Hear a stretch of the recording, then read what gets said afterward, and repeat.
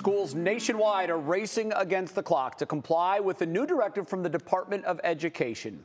The Dear Colleague letter sent earlier this month orders schools to dismantle all diversity, equity, and inclusion programs by Friday or risk losing federal funding. Here at home, Akron Public Schools is weighing the removal of 3 district policies. Education Station reporter Danielle Wiggins has the very latest from Akron. Danny, good afternoon to you.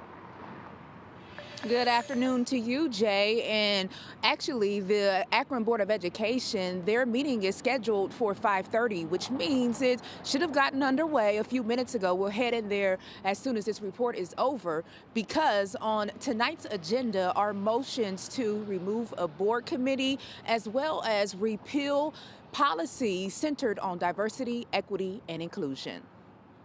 Just days after announcing the district is conducting a strategic review of all of its DEI programs and policies, Akron Public Schools is considering repealing these 3 guidelines.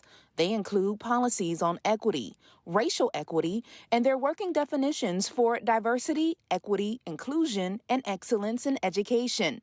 Included in the equity policies are expectations that everyone has what the district calls a barrier-free learning environment, counteracting the contemporary and historical impact of racism, bias, prejudice, and discrimination, among other things. Monday night's school board vote on whether to repeal these policies comes after the United States Department of Education sent out this letter from its Office for Civil Rights. It says, quote, educational institutions have toxically indoctrinated students with the false premise that the United States is built upon systemic and structural racism and advanced discriminatory policies and practices.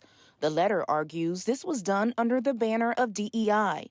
Schools are instructed to comply with the Trump administration's interpretation of federal law or risk the potential loss of federal funds. According to APS, the district received an estimated $73.3 million in federal funding in fiscal year 2023 and $85.7 million the following year. The district says the money is used to support early childhood and special education, as well as nutrition services. Leaders vow to protect this funding.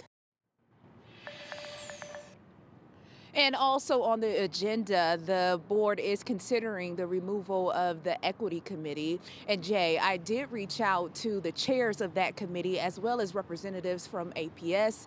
And so far, I haven't received and heard anything back from them. All right. Danielle Wiggins reporting live on 3 News at 5. Danielle, thank you.